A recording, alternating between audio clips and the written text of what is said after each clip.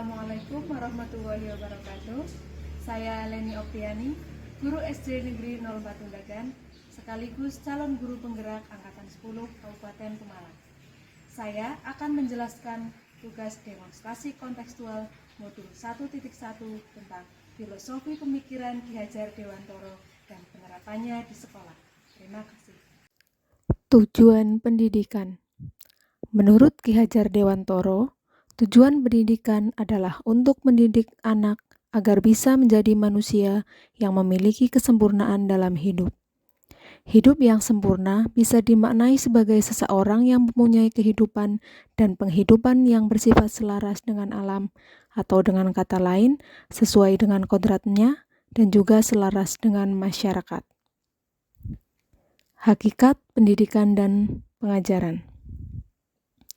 Pengajaran merupakan proses pendidikan dalam memberi ilmu atau berfaedah untuk kecakapan hidup anak secara lahir dan batin. Sedang pendidikan memberi tuntunan terhadap segala kekuatan kodrat yang dimiliki anak agar mampu mencapai keselamatan dan kebahagiaan setinggi-tingginya, baik sebagai seorang manusia maupun sebagai anggota masyarakat.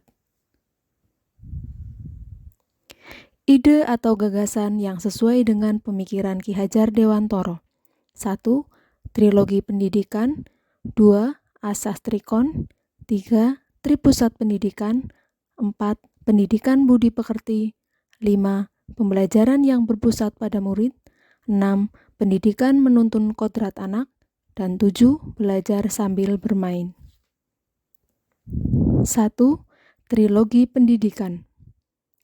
Ing ngarsa sung tulodo, yaitu seorang pemimpin harus dapat memberikan contoh. Ing madya mangun karso, seseorang yang berada di tengah harus mampu menumbuhkan semangat. Tutwuri handayani, seorang yang ada di belakang memberikan dorongan. 2. Asas Trikon. Asas Trikon terdiri atas 3 asas. 1. Kontinu.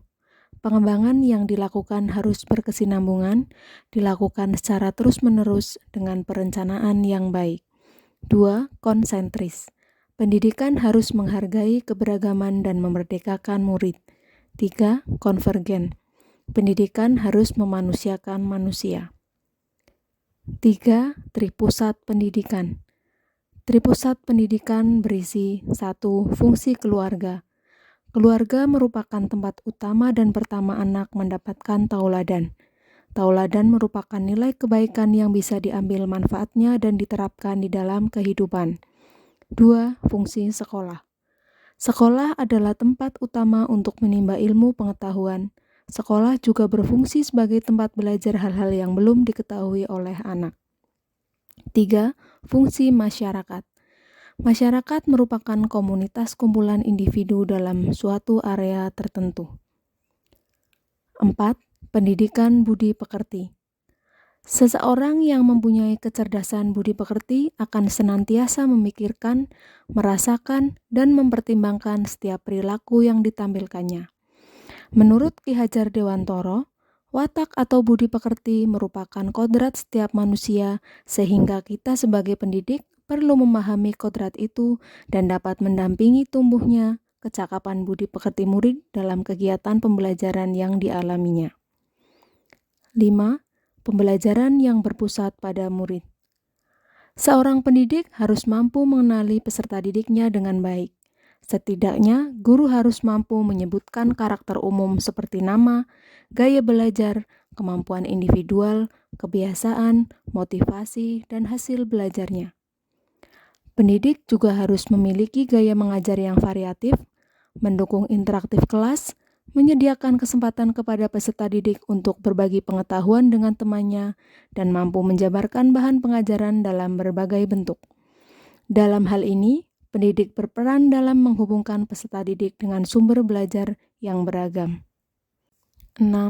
Pendidikan menuntun kodrat anak. Kurikulum Merdeka merupakan kurikulum yang terdapat gagasan pemikiran dari Ki Hajar Dewantoro, di mana pendidikan dapat memfasilitasi peserta didik untuk tumbuh sesuai dengan kodratnya, yaitu kodrat alam dan kodrat zaman. Kodrat alam diartikan sebagai lingkungan alam tempat peserta didik berada, baik kultur budaya maupun kondisi alam geografisnya. Kodrat alam berhubungan juga dengan karakter dasar anak. Ada anak yang disiplin, bertanggung jawab, rajin, jujur, malas, pemalu, penakut, pasif, dan sebagainya. Maka selayaknya itu, guru harus bisa menjadi model positif, teladan yang baik bagi mereka. Kodrat zaman. Kodrat zaman diartikan perubahan dari waktu ke waktu. Proses pembelajaran hendaknya menyesuaikan berbagai diferensiasi yang ada, baik gaya belajar, gaya berpikir, minat, bakat, dan sebagainya. Seyogianya guru mampu menyesuaikan penggunaan pendekatan, strategi, metode, teknik pembelajaran, media yang mampu melayani berbagai gaya belajar baik audio, visual, dan kinestetik, serta menyesuaikan dengan kearifan budaya lokal apa yang dibutuhkan masyarakat. 7. Belajar sambil bermain. Pendidik harus memahami bahwa kodrat anak adalah bermain, sehingga pembelajaran bisa diintegrasikan dengan bermain sambil belajar atau belajar sambil bermain. Dengan cara memasukkan unsur permainan dalam pembelajaran agar siswa senang dan tidak mudah bosan. Dengan menggunakan permainan-permainan tradisional yang ada, selain menyampaikan pembelajaran melalui permainan, kita juga mendidik dan mengajak anak untuk melestarikan kebudayaan. Dalam menerapkan nilai-nilai filosofis Ki Hajar Dewantoro, tentunya pendidik mengalami beberapa tantangan. Tantangan tersebut diantaranya rendahnya minat dan motivasi siswa dalam mengikuti pembiasaan-pembiasaan yang dilaksanakan di sekolah. 2. Kurangnya pemahaman guru yang belum menyeluruh mengenai konsep pemikiran Ki Hajar Dewantoro. 3. Fokus pendidikan baru ditekankan pada output kognitif saja, sesuai nilai yang terkandung dalam ijazah. Dari beberapa tantangan di atas, ada beberapa solusi yang dapat digunakan, di antaranya 1. Konsisten dalam menggunakan model, metode, dan media yang bervariasi, sehingga siswa tidak mudah bosan dan nyaman saat belajar. 2. Guru dapat mengikuti pelatihan mandiri di platform Merdeka Mengajar ataupun diklat, seminar, atau komunitas belajar untuk dapat mengembangkan keterampilan dan menguatkan pemahaman filosofi Ki Hajar Dewantoro. 3. Memahami dan menyepakati bahwa output pendidikan tidak hanya pada aspek kognitif saja, akan tetapi harus mampu menggali potensi siswa sehingga akan bermanfaat untuk kehidupannya.